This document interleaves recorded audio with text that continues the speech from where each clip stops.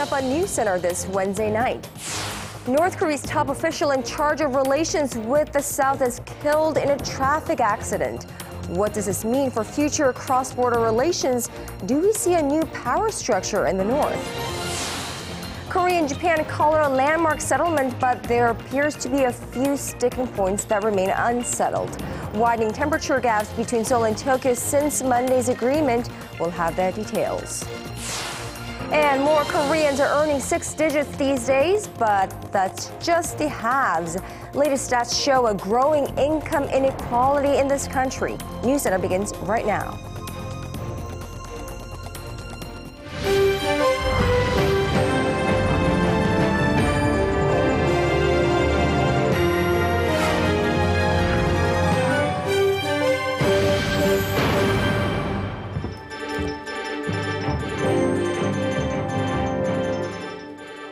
Good evening to our viewers in Korea and hello to those around the world and welcome to NewsCenter. A high-ranking North Korean official in charge of relations with South Korea has died in a traffic accident. That's according to the North State media earlier this Wednesday, and it's casting doubts over the prospect of inter-Korean relations. Arirang's Unification Ministry correspondent Connie Kim has a brief rundown of the death of Kim Yang-gon. Kim Yang-gon, a high-ranking North Korean official in charge of inter-Korean affairs, died in a car accident in the early hours of Tuesday. Kim's death was reported Wednesday by North Korea's Korean Central News Agency. Kim Yang-gon, secretary of the ruling Workers' Party of Korea, passed away on December 29th at 6:15 a.m. at the age of 73 from a car accident. The North State News Agency also said Kim Jong-un will lead a state funeral for the deceased on Thursday. No further details were released. Kim Yang-gon was a secretary of the ruling Workers' Party of Korea and a member of the party's Central Committee Politburo. But he was perhaps best known as the head of the North's United Front Department, which handles inter-Korean affairs. He played a key role in pulling the two Koreas back from the brink of conflict after North Korea's landmine explosion near the inter-Korean border in August. Seoul's Unification Ministry offered its condolences on Wednesday. The government has offered its condolences for the death of Kim, who contributed to a meaningful agreement at the August talks. It was the first time in 8 years for the Unification Ministry to express condolences over the death of a North Korean official in a message by the minister. Well, that Connie Kim is live in the studio with me. Connie, Kim Yang-gon, as we know it, played a prominent role in really, speaking with South Korea, in charge of South Korea relations. And as recent as August, he talked through the after the artillery exchange between the two Koreas in August. Right, exactly right, Kanyang. Kim Yang-gon was considered a dove in handling of inter-Korean affairs, and he's evaluated to be very skilled in negotiations given his decades-long experience with inter-Korean relations, possibly reasons why the young North Korean leader Kim Jong-un relied heavily on this veteran bureaucrat. And given the huge amount of trust and respect for Kim Yang-gon, the North Korean leader will be leading the state funeral. Right. So I guess that's one of the possible hints that Kim Yang-gon was, because there have been a lot of conspiracy theories that Kim Yang-gon was not, in fact, murdered in any way, but really this was an accident of its kind. But there have also been speculations, right? Right. There have been speculations that Kim Yang-gon did not die in a car accident, but rather it was a part of Kim Jong-un's efforts to maintain its grip on power. And that argument seems to have lost its ground for now, as many experts say that it's a very extreme guess to make for now. Right, so we'll have to wait and see, but still some North Korean watchers have said that, have compared this car accident to his predecessor back in 2003, who was in the same situation, same position, and who also died in a car accident. So they are putting a lot of focus on that and watching that out. But first, let's delve into who Kim Yang-gon was and his career background. Our Kim Yang-bin reports. North Korea's leader Kim Jong-un vowed to hold a state funeral for Kim Yang-gon on Thursday. According to North Korea's Korean Central News Agency on Wednesday, the late Kim was called the closest comrade in arms of the communist leader Kim Jong-un. Pyongyang announced a list of top 70 attendees to Kim's funeral scheduled for Thursday, and the names include Senior Secretary of the ruling party Che Ryong-hae, who ranks 6th in the power hierarchy. Che was exiled to a rural farm for mishandling a newly built hydroelectric power plant project back in November. The ranking is not important because it goes up and down, but what matters is the fact that Che Ryong-hae has been reinstated. His foreign relations abilities were probably highly considered, so it could be expected Che to take over inter-Korean affairs after Kim. Kim Yang-gon was the top official in handling inter-Korean affairs since the father of current leader Kim Jong-il. Kim Yang-gon was named the head of the Communist regime's United Front Department in 2007, which handles inter-Korean relations. He contributed in organizing a summit between former North Korean leader Kim Jong-il and then South Korean President Roh Moo-hyun in October 2007. He also was one of the 2 North Korean representatives during the high-level talks that took place between the 2 Koreas after a landmine blasted on the inter-Korean border, provoked by the North.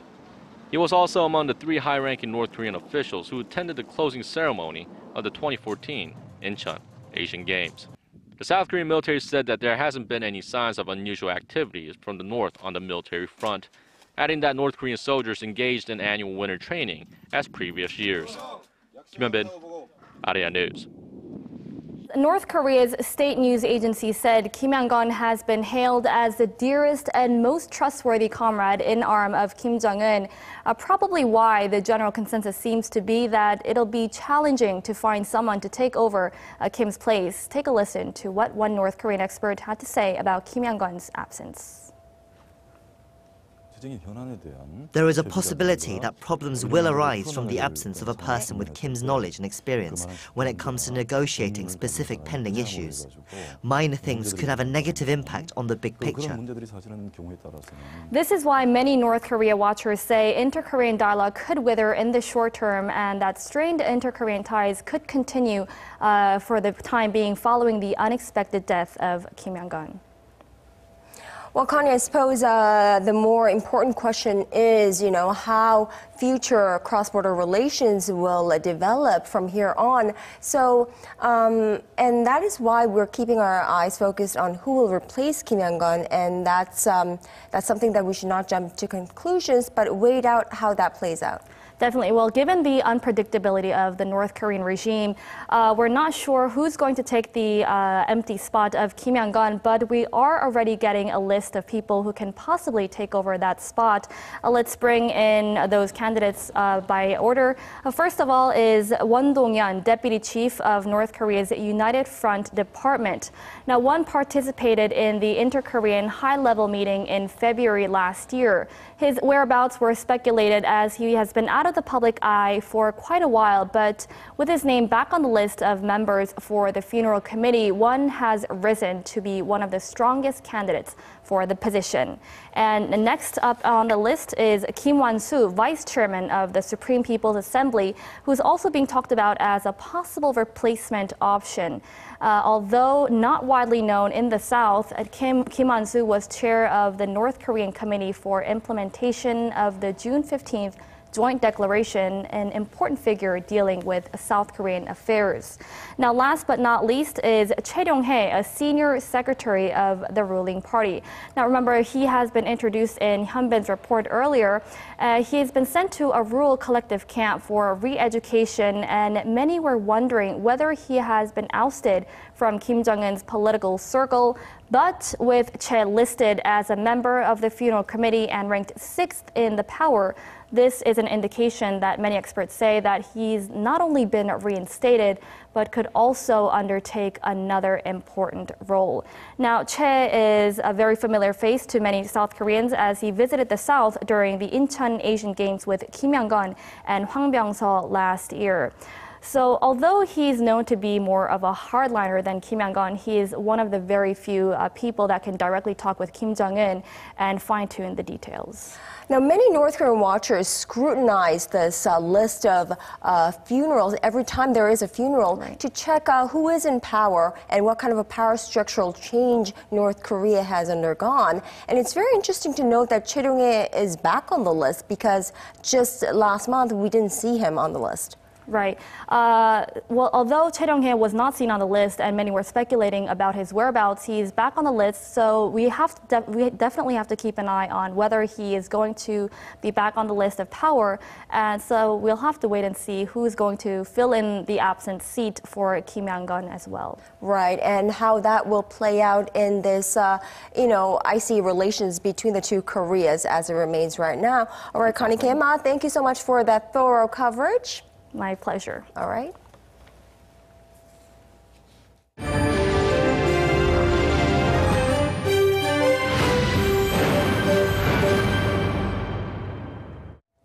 Seoul's Foreign Affairs Minister Byungse is urging Japan to refrain from any statements that could lead to public misunderstandings regarding Monday's agreement on Japan's wartime sexual enslavement of Korean women before and during World War II. As our foreign affairs correspondent Kwon So-ah reports, this is a crucial time for the two sides to build trust based on the deal.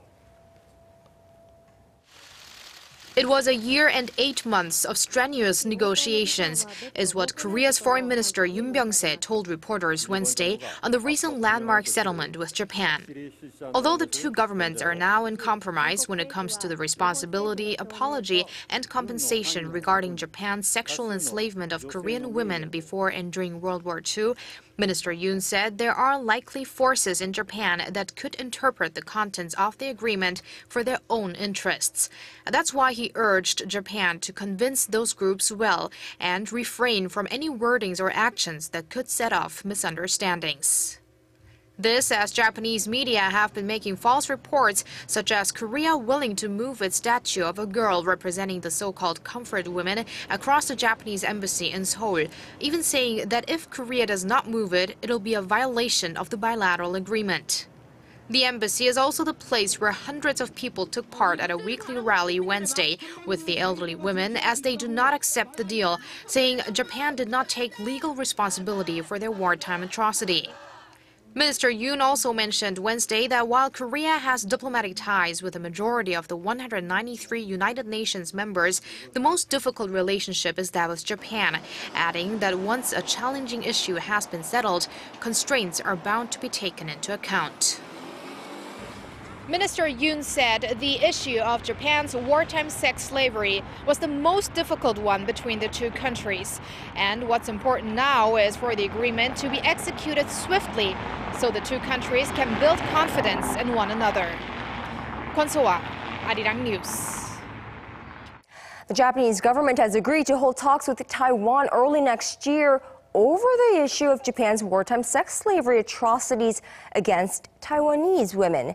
Now, this comes on the heels of the Taiwanese government calling on the Japanese government to apologize and offer compensation similar to the landmark agreement reached by Korea and Japan on Monday.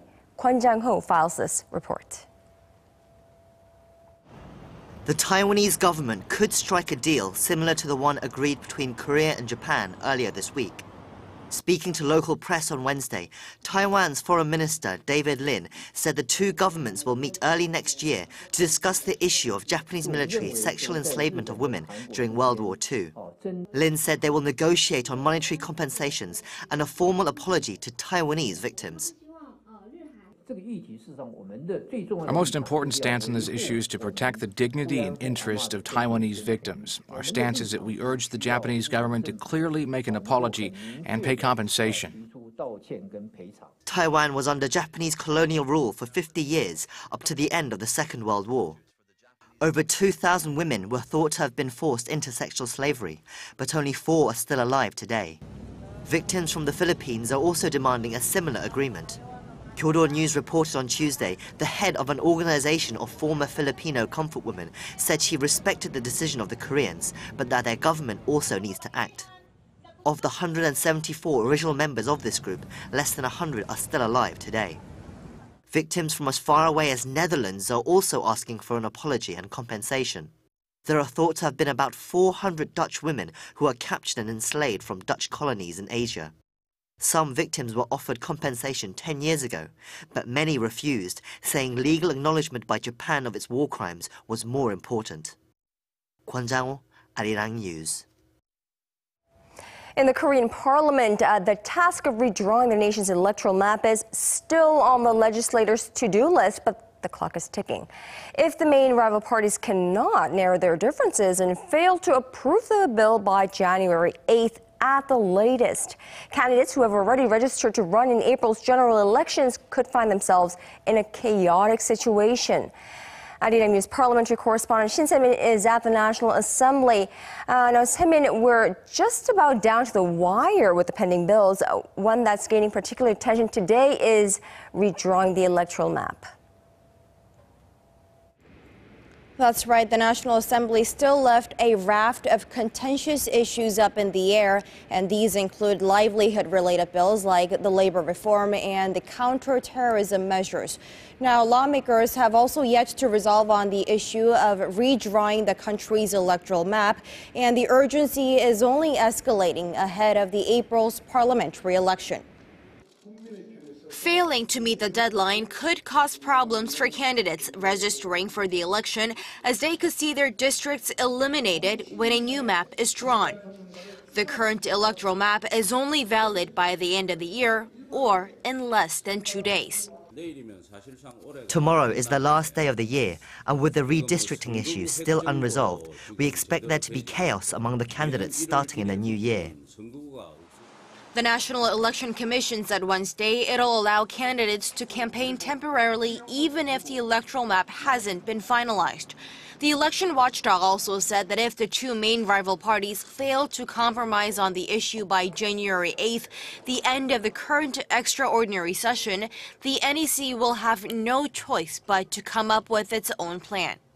The NEC says as of Wednesday at noon, there are 768 candidates registered, which is a ratio of 3.1 to 1 based on the current number of parliamentary seats. But the constituency issue is just one of many pending matters on the table. At the session on Monday, a total of 47 bills were passed, an outcome of multiple discussions following on a strong desire to see the bills go through, and we expect similar results with greater cooperation. With the clock winding down on 2015, there isn't much time left. And with the National Assembly Speaker Chung Ih-hwa indicating that it will not use his authority to table the constituency issue, it's only left on the hands of the rival parties' lawmakers to draw up on the country's electoral map. Connie Kim. Indeed, the lawmakers are chased by time as many of them are already gearing up for the coming election. Thank you, Se-min, for that report. Korea's industrial output dropped for the second straight month in November due to sluggish exports. Business sentiment also worsened this month. Hwang Ji-hae breaks down the numbers. Korea's output across all industries slid 0.5% in November from a month earlier, marking 2 straight months of decline. Statistics Korea attributes the slump to a drop in production in the mining and manufacturing sectors that were hit hard by sluggish outbound shipments. Exports have dropped every month this year through November, and in October they plunged nearly 16%, the biggest drop since the height of the global financial crisis 6 years ago. And experts say the unfavorable conditions overseas are unlikely to improve anytime soon.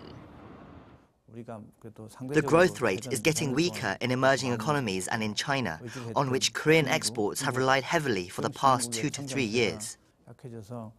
The slump in industrial output has come about despite an improvement in domestic demand, with production in the service sector rising for a 5th straight month in November. Reflecting the gloomy production data, manufacturers' business sentiment also declined this month. The index gauging how businesses see the current economic conditions came in at 67, down a point from the previous month. A reading under 100 means pessimists outnumber optimists. To hedge against uncertainties lingering abroad and at home, like the dulling competitive edge of local exporters and the country's graying population, Finance Minister Choi Kyung-han once again emphasized pushing through structural reforms as he led his last economy-related ministers' meeting on Wednesday. Hwang Ji-hae, Arirang News. In the U.S., those who make a 6-digit salary are considered to be on the higher end of the income spectrum. In Korea, the equivalent to that is 100 million won. Latest data shows the number of people earning that 9-figure salary is on the increase, but the growth rate of the overall average salary, which is a bit less than a third of 100 million won, has been on the decline. That points to a widening income inequality. Lee-soon has more. More than 500,000 workers in Korea earned more than 100 million won a year in 2014. The 9-figure salary amounts to around $85,000. On Wednesday, the National Tax Service said in a report that the number of 9-figure annual salary workers in 2014 amounted to 526,000, up almost 88% from 2010. The overall average salary also steadily grew since 2010, up 21% from $22,200 in 2010 to $27,100 in 2014. However, the growth rate of the overall average salary has been on a downslide since 2011, with Korea's economic growth slowing down. The industrial city of Ulsan recorded the highest salary average at $34,500, whereas the tourist island of Jeju recorded the lowest at $22,700. Seoul's workers averaged around $30,000 of salary. Moreover, the numbers didn't include short-term workers who are often paid less than regular workers. Only labourers who have worked over 3 months and not short-term shifts, such as one-day shifts, have been included in the overall average salary. With the gap between the rich and the middle class widening, ordinary Korean people will have to tighten their belts a little more, while they wish for a future with that 9-figure salary. Lee-soon, Arirang News.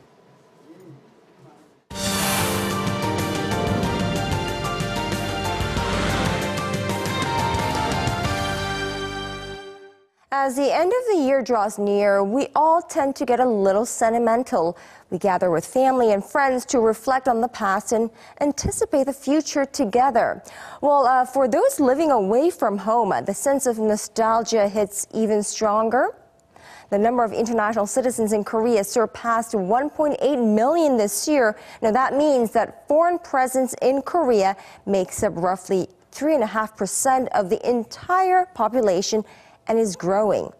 So, how are these ethnic groups in Korea flourishing and how are they celebrating the end of the year? Our news feature tonight with Oh Soo-young. The end of the year brings us that familiar sense of nostalgia. It's a special time to meet up with loved ones, sharing precious moments together and making plans for a brand new year. And on the streets of Seoul, the anticipation can be felt in the air. With just a few days until we ring in the new year, the city's bustling with people out and about. They're not only from all walks of life, but all nationalities as well. Let's take a look at how they're spending their last few days of 2015. 2 days left until the new year. Russians living in Seoul have gathered together to share in their longing for home and also celebrate their roots with a singing contest. These Russian children don't have many Korean friends, so they gathered here to learn Russian culture, songs and dances, and to have an opportunity to chat with each other in their native tongue. There are roughly 15,000 Russians living in Korea.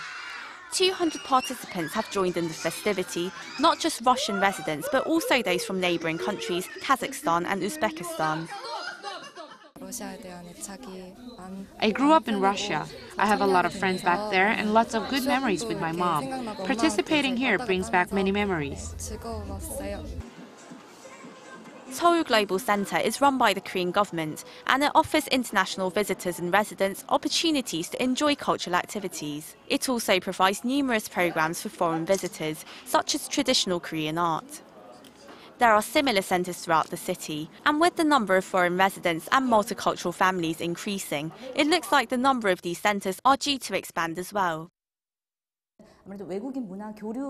We're trying to promote exchanges between our visitors by fostering community and offering an extensive variety of courses that they can participate in. There are about 20 neighbourhoods in Seoul where roughly 250,000 foreign residents have set up their own communities, according to their nationalities or religions. This is the Central Asian enclave in the middle of Seoul. There are currently around 69,000 people from Central Asian countries living in Korea. And in this neighbourhood, they can find a piece of their homeland, traditional food, a local community, and even banking assistance in their own languages.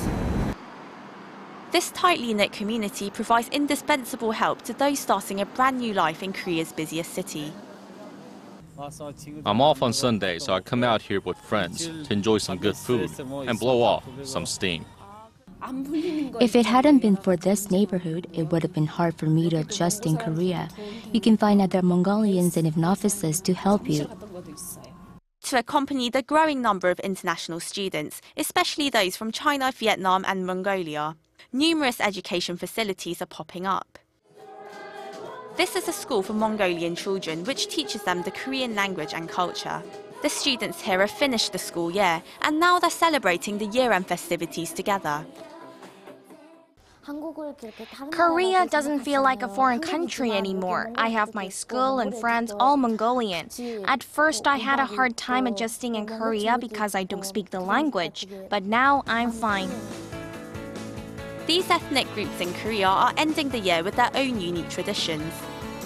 As the foreign population continues to blossom, so do the public efforts made to help everyone in the country feel right at home. Woo Soo-young, Arirang News.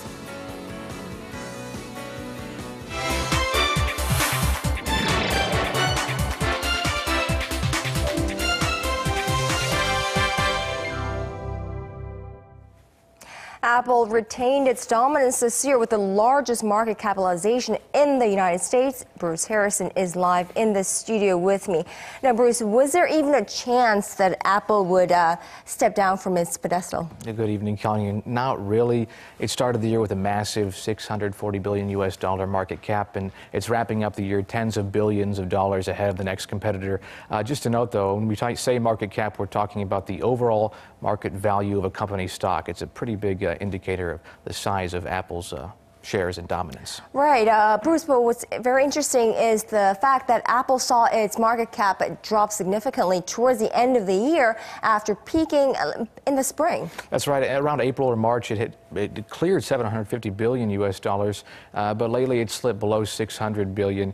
But after another recent sell-off over concerns about soft iPhone sales, that was one of the main reasons stock dropped. Apple has experienced a boost towards the end of the year. Its stock jumped nearly 2% amid improving consumer sentiment, according to market research firm Conference Board. I think people are realizing that when the Fed moved a couple weeks ago and made their first interest rate hike, it's the beginning, but it's not the beginning of the end. And it's going to be very slow, very patient. And that's good news for most companies, including some top stocks that have narrowed the gap on Apple. The Wall Street Journal reports Alphabet Inc., the parent company of Google and Android, saw its stock soar this year. The Daily said its market cap is around $530 billion, a formidable second place in the rankings for the first time. The effects of the El Nino weather phenomenon could be the worst since 1998, when it led to widespread flooding and other natural disasters around the world. NASA warned of the potential damaging effects, as reported by the BBC. The El Nino winter storm has spawned at least 69 tornadoes and more than 400 floods in the United States Midwest, mostly in the states of Missouri and Illinois. In the small Illinois town of St. Charles, the floodwaters there were just too much for the city's drainage system. They're working the way that they're supposed to work, but the amount of water that we've received is just overwhelming the systems that we have. 40 people have been killed throughout the Midwest because of the severe weather conditions in those states. Meanwhile, south of the equator, thousands of families have been forced to abandon their homes in Brazil because of severe flooding in that country. Now, on a different note, Bruce, sometimes your baby just will not stop crying, and you're just left there standing. You don't know why the baby is crying. But apparently a group of researchers in Taiwan have developed a very smart app that can actually translate, I suppose, why the baby is crying for the parents. It translates a good word. The app differentiates baby crying sounds. Apparently, it's supposed to make life easier on mothers. It's called the Infant Cries Translator, very literal name. It was developed by researchers at the National Taiwan University Hospital Yunlin. Apparently, it can differentiate between 4 different sounds. The infant cries translator can differentiate among 4 different baby crying sounds, including hunger, diapers getting wet, being sleepy, and pain. Chang said the app has been up to 92% accurate at identifying those sounds for babies under 2 weeks old. Well, that must be some welcome news for those mothers, and it could really save mothers a lot of hassle. It looks like it, but beware, if your baby gets too old, it's not supposed to work as well. Apparently, children become adapt to their environment, so 6 months and under, that's the real target for using this app. Right. I guess it's a really smart app with a lot of baby intelligence. Exactly. All right, Bruce, thank you so much for that. My pleasure.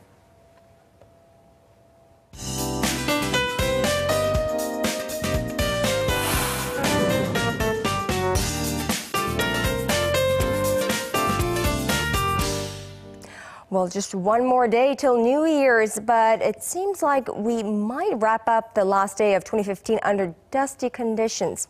Let's go right over to our Jihan at the Weather Center for details. Jihan. Hello, Yong. Yes, toxic dust from China will sweep in tomorrow, and the western parts of the peninsula, including here in the capital, could have relatively high levels of fine and ultra-fine dust levels during the day. And starting today, forecasts of dust levels in the capital will be available not only for the next day, but the day after that too. And this is the website for more information. And the first day of 2016 looks to be dusty one as well for the western regions. Now, a mix of snow and rain has been falling in the western region since early this evening, with clouds to gradually spread to the east, dropping heavy snowfall in parts of Gangwon-do and Gyeonggi-do provinces with up to 8 centimeters overnight. So watch out for the icy roads tomorrow morning. On that note, let's move on to tomorrow's temperatures, checking on the lows first. Here in the capital, Daejeon and Daegu will all start out at -1 and 3 and 6 for Busan and Jeju.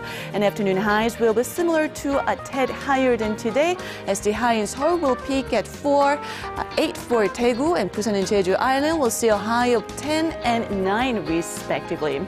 Now, roads will get jam-packed again with people traveling to see the first sunrise of the year, and the Yeongdong Expressway heading towards Gangneung once again will be the most congested tomorrow between 6 p.m. and 8 p.m. and possibly on New Year's Day between 4 a.m. to 6 a.m.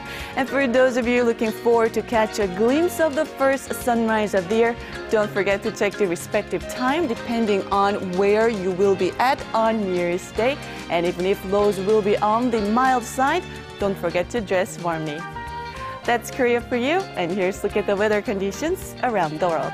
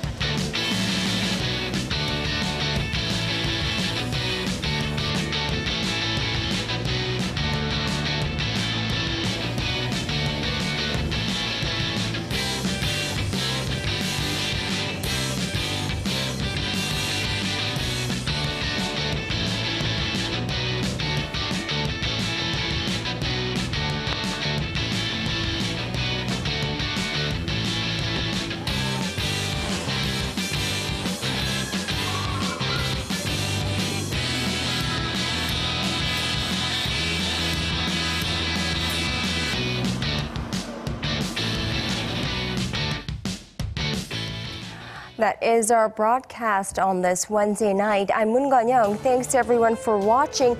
We will be back with a New Year's Eve special same time tomorrow, so make sure you tune in to Arirang for a 2.5-hour special coverage. We hope to ring in the new year with you right here on News Center.